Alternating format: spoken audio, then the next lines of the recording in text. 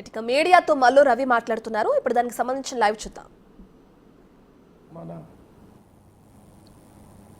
AP Bhavan resident commissioner గారు ఇతర అధికారులతో కూర్చుని తెలంగాణ రాష్ట్రం నుంచి ఢిల్లీలో పెండింగ్లో ఉన్నటువంటి ప్రపోజల్స్ అన్నిటి మీద రివ్యూ చేయటం జరిగింది. రివ్యూ చేసి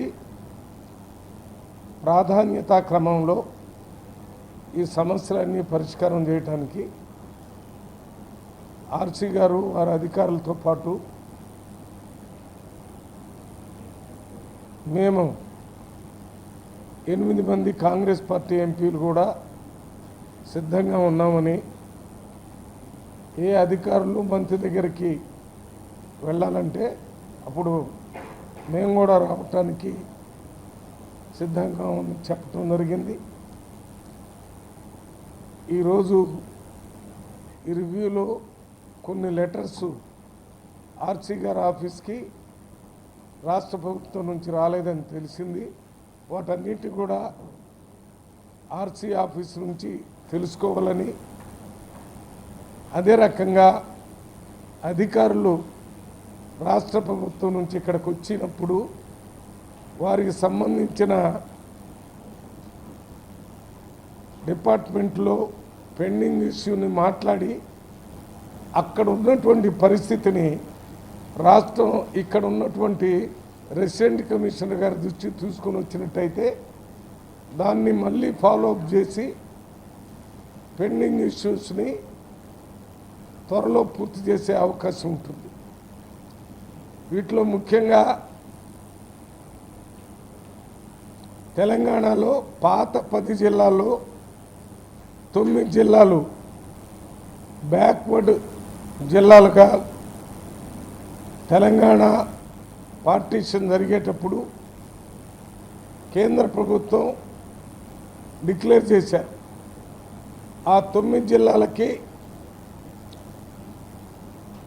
2019 నుంచి 2024 వరకు రావాల్సినటువంటి బ్యాక్వర్డ్ ఏరియా డెవలప్మెంట్ ఫండ్ కేంద్ర ప్రభుత్వంలోనే పెండింగ్లో ఉందనేది గుర్తించి ఈరోజు అది ప్రైమ్ మినిస్టర్ గారి దగ్గర ఉన్నట్టుగా తెలుసుకొని ప్రైమ్ మినిస్టర్ గారికి ఆ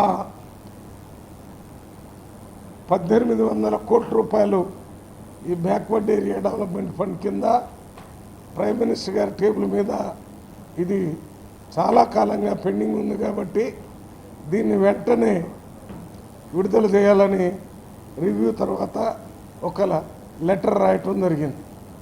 ఇదే రకంగా హెల్త్ మినిస్ట్రీలో 15th ఫైనాన్సు,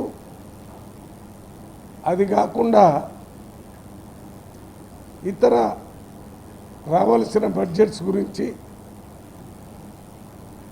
మన రూరల్ డెవలప్మెంట్ మినిస్ట్రీలో ఎంప్లాయ్మెంట్ గ్యారంటీ స్కీమ్ కింద రావాల్సినటువంటి బడ్జెట్ గురించి, హౌసింగ్లో రావాల్సినటువంటి డబ్బులు, అర్బన్ హౌసింగ్, రూరల్ హౌసింగ్లో కూడా మనకి డబ్బు రావాల్సి ఉంది. వాటిని కూడా విడుదల చేయాలని కేంద్ర ప్రభుత్వంలో మాట్లాడాలని నిర్ణయం తీసుకోవటం జరిగింది. ఇక నుంచి పీరియాడికల్గా ఈ రకంగా రివ్యూ చేసి పార్లమెంటు ఉన్నప్పుడే కాకుండా పార్లమెంటు లేనప్పుడు కూడా ఎప్పుడు అవసరమైతే అప్పుడు రెసిడెంట్ కమిషనర్ గారు అపాయింట్మెంట్